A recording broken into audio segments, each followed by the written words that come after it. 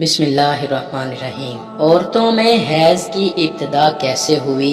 کیا یہ لڑکیوں کے لیے سزا ہے؟ کیا یہ سچ ہے کہ حضرت حوا سلام اللہ علیہا کو سب سے پہلے حیض آیا جو اللہ کی طرف سے ان کے لیے سزا تھی؟ کیا حیض کی ابتدا بنی اسرائیل سے ہوئی؟ کیا بنی اسرائیل سے پہلے عورتیں حیض سے پاک تھیں؟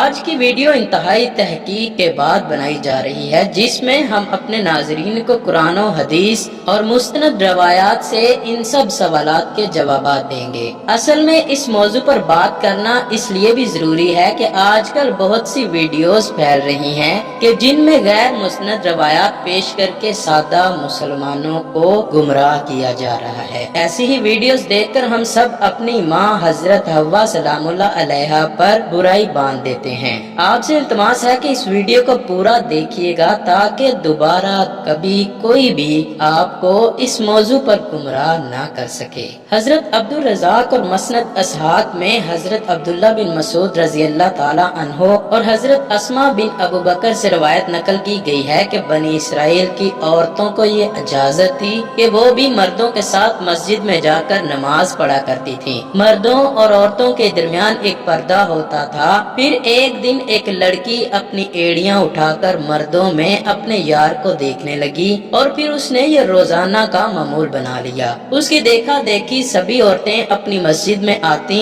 اور پھر ایڑیاں اٹھا کر پردے کے اوپر سے غیر مردوں سے تاک جھانک میں لگ گئیں۔ چنانچہ ان کو مسجد میں جانے سے ایسے روکا گیا کہ ان پر حیض مسلط کر دیا گیا۔ اب کچھ لوگ اس روایت سے یہ سبق لیتے ہیں کہ حیض کی ابتدا ہی بنی اسرائیل سے ہوئی، جو کہ غلط ہے، کیونکہ مفسرین اس روایت کی تفسیر میں لکھتے ہیں کہ یہ حیض عام نہیں تھا، بلکہ بنی اسرائیل کی عورتوں کو مسجد میں گناہ کرنے کی اللہ پاک نے ایسے سزا دی کہ 4 مہینے تک مسلسل صبح و شام وہ عورتیں حیض کی کیفیت میں رہیں اور مسجد میں آنا بند کر دیا۔ پھر جب اللہ پاک نے ان کی توبہ قبول کی تو یہ عذاب ان پر سے ختم ہوا۔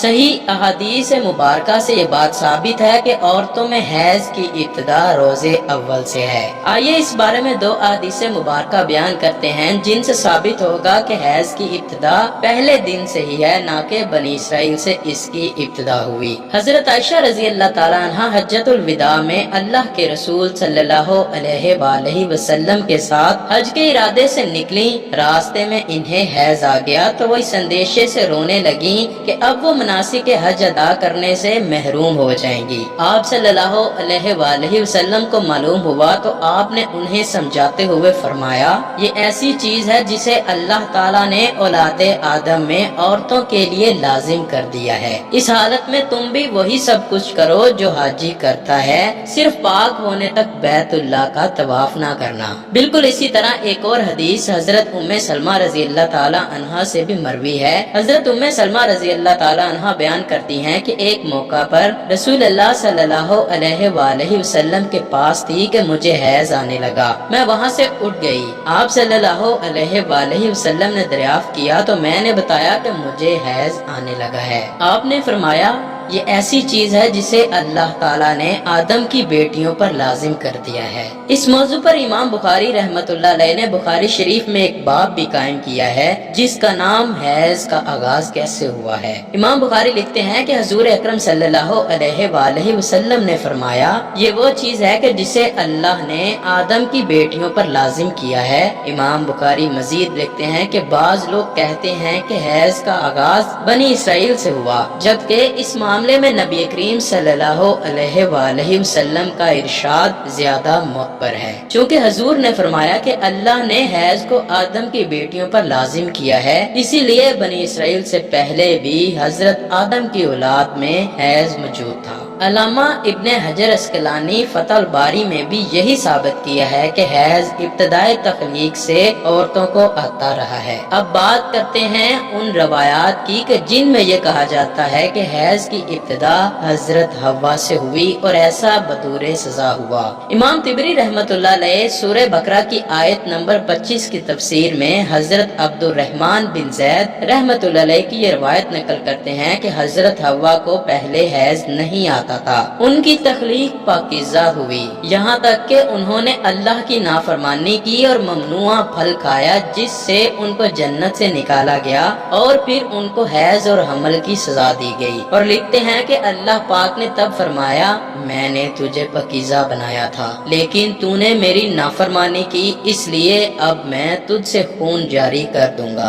امام طبری کے علاوہ باقی تمام مفسرین نے ان روایات کو جھٹلایا ہے اور ان روایات کو غیر مسند اور ناقابل قبول کہا ہے۔ حیض دراصل ایک طبیعتی مظہر ہے جس سے ہر ماں عورت بلوغت سے سن یاس تک دوچار ہوتی ہے اور اس کو صحت کی علامت سمجھا جاتا ہے۔ اسی حیض کے خون سے ہی بچے کی پرورش کی جاتی ہے، یہ اللہ پاک کا نظام ہے۔ غیر حاملہ عورت کو اگر حیض نہ آئے تو اس کو بیماری کی علامت سمجھا جاتا ہے۔ یہ عورت کے لیے کوئی سزا نہیں اور نہ ہی یہ بات کسی روایت سے ثابت ہے کہ حیض عورت کی سزا ہے، بلکہ یہ ایک ذمہ داری ہے جو اللہ پاک نے انسانیت کی تخلیق کے لیے عورتوں پر ڈالی ہے۔ اسی لیے جو عورتیں اس ذمہ داری کو بخوبی نبھاتی ہیں وہ اجر و ثواب کی مستحق ہیں، جیسا کہ حضرت عائشہ رضی اللہ تعالیٰ عنہا نے ایک دفعہ حضور پاک صلی اللہ علیہ وآلہ وسلم سے سوال کیا، اے اللہ کے نبی، مجھے تو لگتا ہے کہ عورتیں پیدا ہی مصیبت جھیلنے کے لیے ہوئی ہیں۔ حضرت عائشہ کا اشارہ حیض اور حمل کی تکالیف کی طرف تھا۔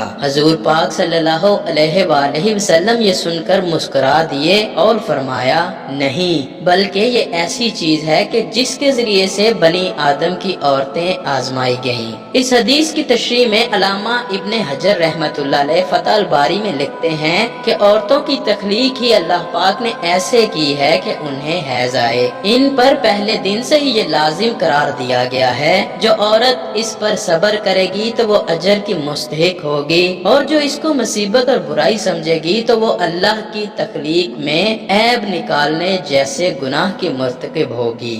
امید ہے کہ اب آپ جان چکے ہوں گے کہ یہ عورتوں کی سزا نہیں اور نہ ہی اسے سزا کے طور پر حضرت حوا سلام اللہ علیہا پر مسلط کیا گیا، اور نہ ہی حیض بنی اسرائیل کی عورتوں سے شروع ہوا، بلکہ حیض و حمل تو اللہ پاک کی آزمائش ہیں عورتوں کے لیے، جن کا اللہ پاک بروز قیامت عورتوں کو اجر عطا فرمائے گا۔ اللہ پاک سے دعا ہے کہ تمام عورتوں کو صبر و استقامت کے ساتھ اس آزمائش پر پورا اترنے کی توفیق عطا فرمائے۔ ہم نیک اعمال کرتے رہیں اور برائیوں سے بچیں۔